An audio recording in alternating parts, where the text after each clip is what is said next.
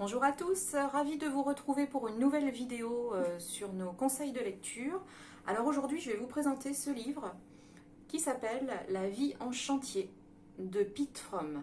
Alors Pete Fromm, c'est un auteur que j'avais découvert il y a maintenant quelques années, qui est traduit en France quand même depuis peu.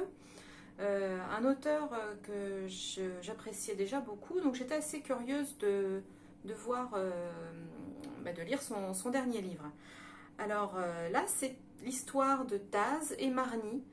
Taz et Marnie, c'est un couple de jeunes gens qui viennent d'acheter une maison dans le Montana. Une vieille maison, mais alors dans un état lamentable. Elle est vraiment en piteux état. Mais c'est la seule qui pouvait s'offrir. Ils ne gagnent pas beaucoup d'argent. Et puis ils se sont dit, bah, c'est pas grave, on va prendre le temps de la réhabiliter, cette maison, pour y fonder leur famille.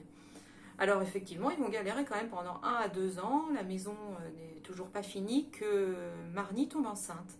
C'est une très bonne nouvelle pour ce couple qui s'aime à la folie et ils vont accélérer un petit peu les travaux pour au moins avoir une belle chambre pour bébé.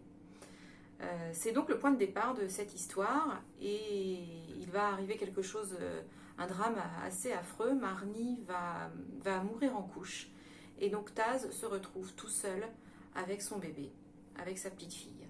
Voilà, c'est donc l'histoire de Taz et de sa petite fille. C'est l'histoire de son désespoir, de sa chute, mais c'est aussi une histoire de paternité puisque sa fille est là et il doit continuer pour elle.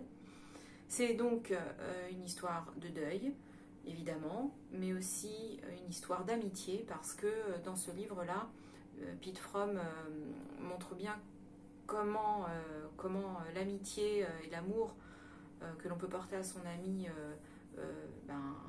permet de remonter la pente, tout doucement, par étapes. Euh, voilà, c'est donc une histoire qui est vraiment très prenante, vue par Pete Fromm. Les émotions sont vraiment sont écrites phrase par phrase. On est vraiment avec Taz, avec lui. On a envie qu'il s'en sorte, qu'il y arrive.